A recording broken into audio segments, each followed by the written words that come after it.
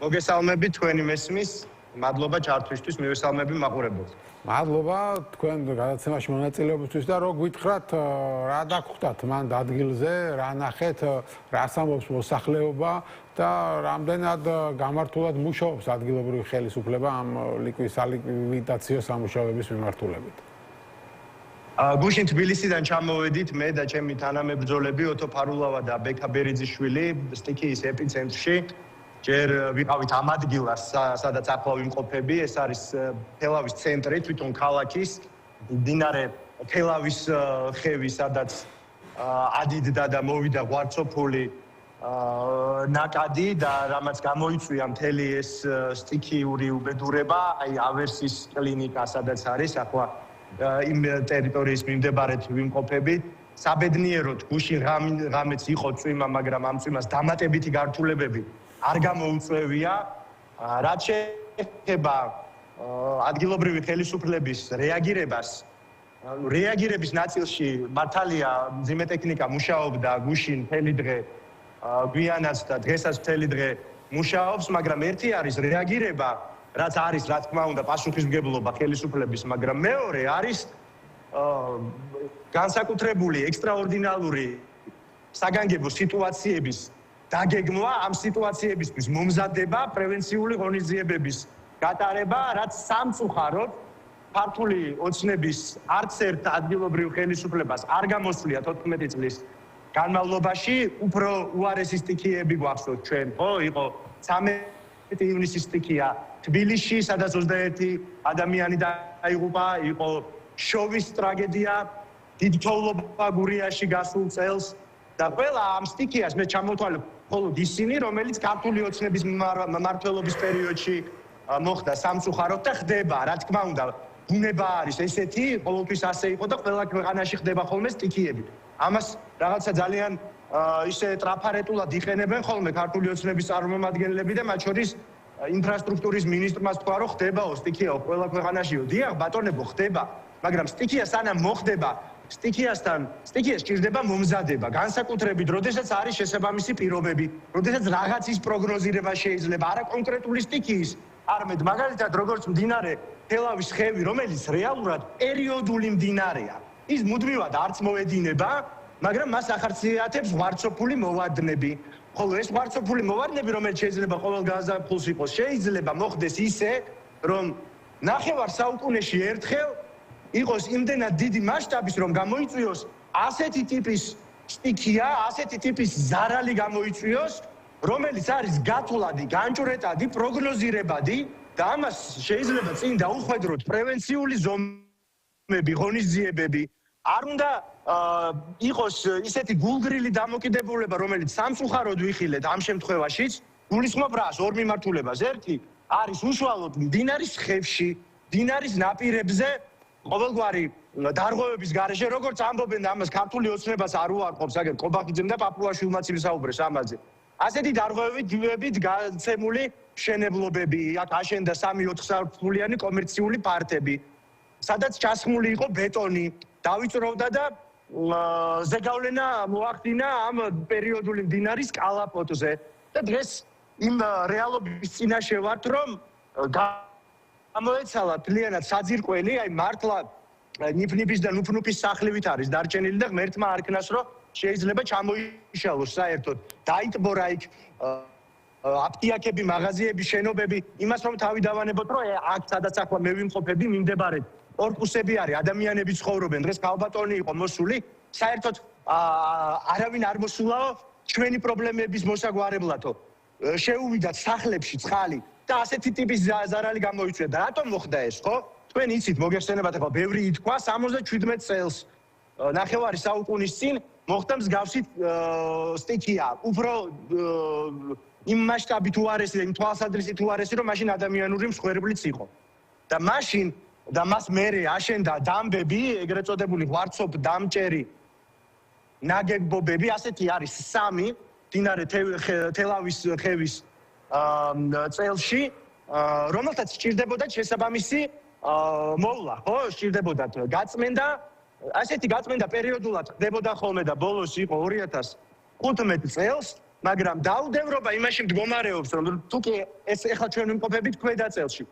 ზედაწელში პირველი დამბა სადაც იყო, იმან თუ დაიჭირა შესაბამისი ის მასალა, ხო, რა ის ვარცობმა რაც მოიტანა, შემდეგ მეორე დამბამ, ეგრეთ წოდებულმა, უკვე ნაწილი შეაკავა და ნაწილი ვეღარ გაატარა და აქ ის პრობლემაც იყო, რომ არასწორად იყო მაგალითად გაზის მილის გაყვანილობები, რაღაც 1 მეტრი დაზოგესო, როგორც ამბობენ.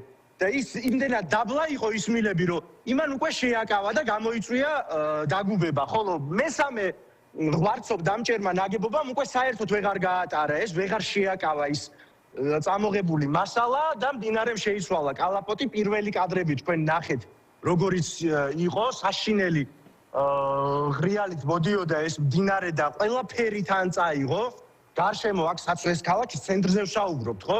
დაიტბორა რეალურად აკაურობა და გამოიწვია ძალიან დიდი ოდენობით ზარალი. ეს არის დაგეგმვის ნაწილში.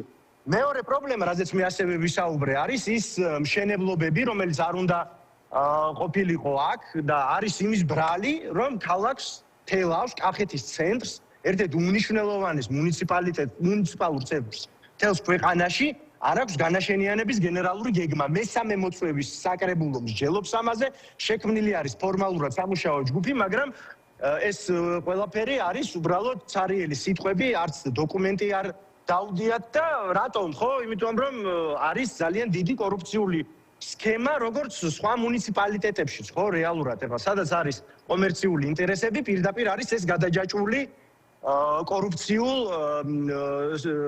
რაღაც სავარაუდო გარიგებებთანაც.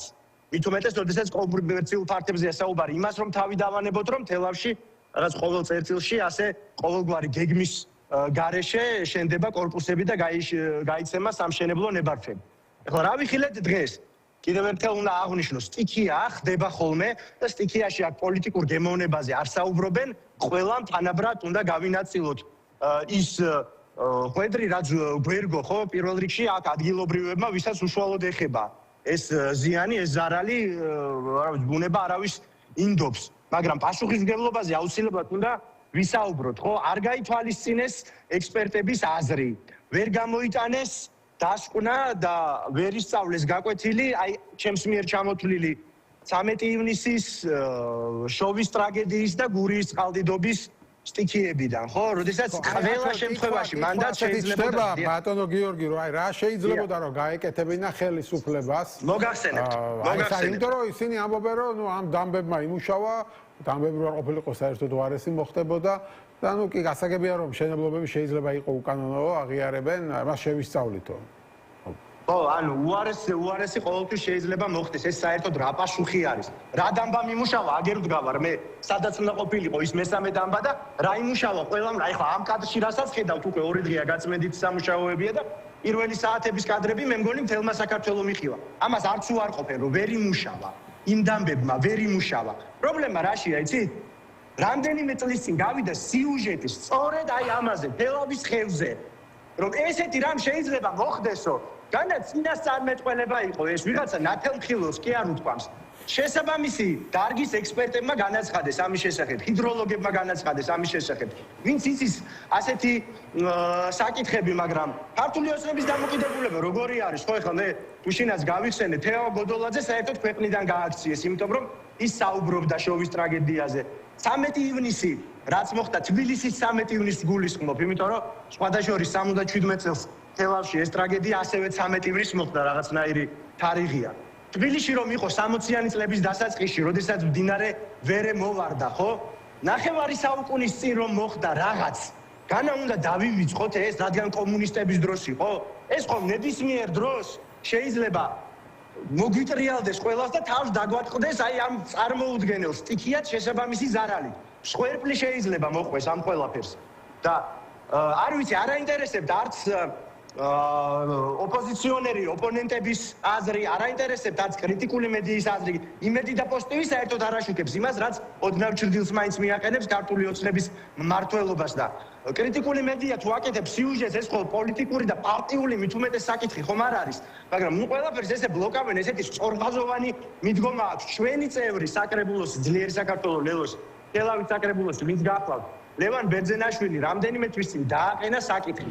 2026 წლის ბიუჯეტში თელავის მუნიციპალიტეტის იყო ჩადებული გათვალისწინებული თანხა მსგავსი სამუშაოებისთვის 297,000 ლარი, მაგრამ თქვენს რომ არა ეს ქალაქ თელავს არ სჭირდება, არ საჭიროებს, იმიტომ რომ ეს ღვარცობ დამჭერი ნაგებობებიო ისე საფუძვლიანად გაიწმინდა 2015 წელს რომ არანაირი საფრთხე არ გვემუქრებაო და ეს თანხა თელავის მუნიციპალიტეტის რამდენიმე სოფლისთვის, მათ შორის ვანთისკევის გაწმენდისთვის გამოიყო, რადგან ოპოზიციონერი დეპუტატის დაყენებული საკითხი იყო, არც კი განიხილეს.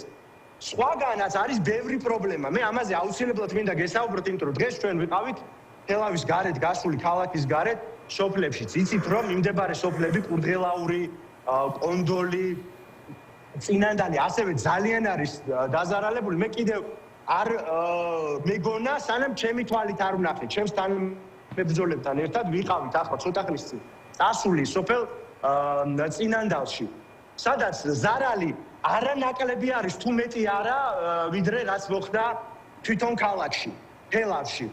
იქ უარესი პრობლემა არის იმ თვალსაზრისით, რომ მაგალითად წინანდალში მდინარე კისისხევი მოვარდა, იგივე განმეორდა, წვიმის ძლიერი წვიმის შედეგად ღვარცოფული მოვარდნა მდინარისა, რომელზეც საერთოდ არ არის ეს დამბა. და იყო ამაზე საუბარი, რომ დამბა იქ უნდა აშენებულიყო და რომ ყოფილიყო იქ დამბა. ეს ტრაგედია არ მოხდებოდა. ტრაგედიას რას გულისხმობს? ხერხი კი არ ყოფილა. მაგრამ განადგურებული არის ასობით ჰექტარი ვენახი. ჩვენი თვალით ვნახეთ, ჩვენი ფეხით ვიხავით, მდინარეს აქვს დაახლოებით 400 მეტრით შეცვლილი კალაპოტი. და წარმოიდგინეთ, ასობით ჰექტარი ვენახი არის პირწმინდად განადგურებული. განადგურებული არა მხოლოდ მოსავალი წლევანდელი წლის, რაც შეიძლება გნეხის ზარალი იყოს და მე ვენახი. არამედ ეს ასობით ჰექტარი მიწა წლების განმავლობაში იქნება საერთოდ გამოუსადეგარი, რომ იქ რამე ვაზმა იხაროს და იმის გადამუშავებას კიდე ძალიან დიდი როდენობით თანხა შეიძლება დასჭირდეს. რა თქმა უნდა, ეხლა არასწორი იქნება მე კონკრეტულ ზარალზე ვისაუბრო, მაგრამ მილიონობით ზარალი მიადგა გლეხებს და არავინ არ მისულა ადგილობრივი ხელისუფლების მხრიდან. უბრალოდ თქვენს რომ აი ჩავიწერთო შემდეგო ვინც იქნებითო, მაგრამ ქალაქი არის უკაცრავად პრიორიტეტიო, თელავიო.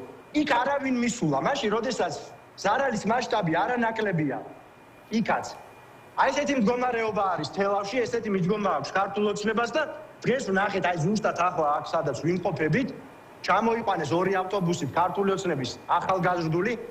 განა ის არის პრობლემა, რომ მოხალისეები ჩაერთონ. მე თვითონ მიმიღია ასეთი სამუშაოებში მონაწილეობა თავის დროზე 13 ივნისსაც, გასულ წელს გურიის სტიქიის დროს საგანგებო შტაბი გქონდა შექმნილი და მე თვითონ მიმიღია მონაწილეობა ამაში, ხო? ფიზიკურადაც მუშაობდით, მე ვატო სურგულაძე, ალეკო ელისაშვილი და ახლა აქედან მინდა კიდევ ერთხელ მას გამოუცხადო სოლიდარობა, სხვა თემაზე ვსაუბრობთ, მაგრამ უცხელი თემაა ეს წარმოუდგენელი არაჰუმანური განაჩენი, რომელიც პაპუაშვილმა და მისმა მეამსონებმა გამოუცხადეს და სხვათა შორის პაპუაშვილი აქ ბრძანდებოდა დღეს და უტიფრად საუბრობდა იმაზე, როგორ კარგად მუშაობს ქართული ოცნება, სტიქია როგორ ხდება და ჩამოიყვანეს ახალგაზრდული და უკაცრავად ჩემი თვალით ვნახე, როგორც მუშაობდნენ იმისთვის, რომ რაღაცა სურათი შეექმნათ და ანტურაჟი. კი ბატონო, ბოლოს აუცილებლად მინდა კითხოთ, თქვენ თქვით ეს უნაბორთო მშენებლობებზე და თბილისშიც არანაკლები ხო პრობლემებია ამ თვალსაზრისით და ნუ თბილისშიც ახლა ჩვენ ახსენეთ ახლა სტიქია 13 ივნისის და იქ მე კალაპოტში მაინც გააგრძელეს ხო რაღაცების მშენებლობა და ბევრი სხვა სტიქიური ზონა არის დედაქალაქშიც მათ შორის ამაზე რისი თქვა შეგიძლიათ ანუ თითქოს ისე იქნება შეიძლება რომ ანუ იმდენად სერიოზულად არ უყურებენ ამ ყველაფერს რადგან შეიძლება 50 წელიწადში ერთხელ მოხდეს ხო და ანუ ძალიან დიდი ბოდიში ანუ ეს პასუხია არა აქვს ეხლა იმ დისკუსიაში ხო არ შევდივარ ლეგიტიმური არ ლეგიტიმური პასუხისმგებელი ვინც არის ეხლა მართვის სადავეებთან ეს პასუხია აი ყველაზე ცინიკური იყო გასულ წელს აი გურიაში რო სტიქია მოხდა და მომიჯნავე მუნიციპალიტეტებში ბათუმის საკრებულოში განაცხადეს ქართული ოცნების წევრებმა რომ ჩვენო 15 და 20 მილიონიან ტექნიკასო იმისთვის რომ ვერ შევიძენთო ამ ხელა თანხასო ვერ დავხარჯავთო რომ 4 და 5 წელი მერე დავაყენოთო და უფუნქციოთ იყოსო აი ეს არის მათი მიდგომა ეს არის ცენტრალური მიდგომა ქართული ოცნების და ყველა მუნიციპალიტეტში ასეა, ხო, ეხლა აქ რეალური თვითმმართველობა ჩვენ არ გვაქვს. ქართული ოცნების შემთხვევაში კი ბატონო შეიძლება ნაპირ სამაგრი სამუშაოები გაკეთდა უშუალოდ ვერესხეობის, მაგრამ რამდენიმე დღის წინ რა მოხდა ქალაქში? დაიტბორა ხო რეალურად. რა ხდებოდა დიდიღომში, რა ხდებოდა მარიჯანის ქუჩაზე, რა ხდებოდა საბურთალოზე, ნებისმიერი წვიმის დროს თავი რომ დავანებოთ პატარა ქუჩებს და უფრო პერიფერიულ ადგილებს, ხო, ამდენი ათეულობით მილიონი დაიხარჯა ცენტრალურ გამზირებზე, ჭავჭავაძის გამზირზე, წერეთლის გამზირზე. ნებისმიერი წვიმის დროს იმ ტროტუარზე ვერ გაივლის უბრალოდ. არც ადრენაჟე სისტემა ვარგა, ახალ გამოცვლილი ამდენი ათეულობით მილიონი რო არის მართლა იქ დახარჯული. რაც უნდა ამას ბევრი ფილოსოფია და ოპოზიციის და იწილოპიძილოს დახილი ყველა ვინც გაივლის ქუჩაში და თავისი ფანჯრიდან დაინახავს რა ხდება ქვემოთ, კარგად მიხვდება თუ რა ხდება ქუჩაში. წვიმის დროს უკვე ხეები ვარდება, ადრე ყარი აქცევდა ხეებს. ახლა წვიმა აქცევს, იმიტომ რომ ხეებსაც შესაბამისად არ უვლიან, ხო? იმას თავისი ექსპლუატაციის ნორმები აქვს. უკანონო მშენებლობებზე და ურბანულ გენოციდზე მართლა რაც ხდება თბილისში, იმაზე რომ აღარ ვისაუბროთ. კატასტროფა, კორუფციის ბუდე მასშტაბიდან გამომდინარე ბუნებრივია. თბილისის მუნიციპალიტეტის ხელისუფლება და მერია უშუალოდ არის ყველაზე კორუმპირებული უწყება, სახელმწიფო უწყება მთელ საქართველოში. ყველაზე მეტი ინტერესით აშენებენ 60-70 სართულიან სათამბჯენებს, ჩააბეტონეს ქალაქი, მაშინ როდესაც ამ ქალაქის დაგეგმარება და ის როგორც იყო 10 წლეულების წინ ეს ქალაქი დაგეგმარებული, ვერ უძლებს ხო ამ ხელატევადობას. საცობებს რომ თავი დავანებოთ, აქ უსაფრთხოებაზე არის საუბარი. აქ საუბარი არის იმაზე, რომ 10,000 ავარიული შენობა არის დედაქალაქში და რა ვიცი, თითო შენობაზე საშუალოდ რომ გამოიანგარიშო ქალაქის ბიუჯეტიდან 1,5 მილიარდი ბიუჯეტიდან 1000 ლარია გამოყოფილი. გვახსოვს ტრაგიკული შემთხვევებიც, ხო? მაგალითად სადგურის მოედანზე ერთი წლის წინ დაახლოებით. მაგრამ აი ეს სიხარბე, გაუმაძღრობა, დაუსჯელობის სინდრომი იყო, ეს პერიოდული და ტრანზაქციული არის. ხო, ვიცით ხანდახან ეხლა ისევ იქიდან გამომდინარე რომ შიდა დინებები აქვს და შიდა პლანური დაპირისპირებები, არავინ არ არის დაზღვეული თვითონ ქართული ოცნების შიგნით და ოღონდ ამაზე პასუხისგებლობას არ იღებენ. კახაკალაძე არაფერზე აიღებს პასუხისგებლობას, რა ჩემი ბრალიაო ამბობს. აქ პოლიტიკურ პასუხისგებლობაზე არის საუბარი, მაგრამ არ ვიცი, აუცილებლად დადგება დრო სამართლებრივი პასუხისგებლობისაც. ბიძინა ივანიშვილის პერიოდში თუ ბიძინა ივანიშვილი შემოსწრა მათი სამართლებრივი პასუხისგებლობის საკითხიც დადგება, მაგრამ როდესაც დასრულდება რეჟიმი, აი, როდესაც სამართლიანი სასამართლო გვექნება, ყველა სამართლებრივი პასუხისგებლობა ცალკე დადგება და პოლიტიკური პასუხისგებლობა მით უმეტეს. გასაგებია, მადლობა დიდი ბატონო გიორგი. არავინ იღებს არც თბილისში, არც თელავში და არც ერთ მუნიციპალიტეტში სამწუხაროდ.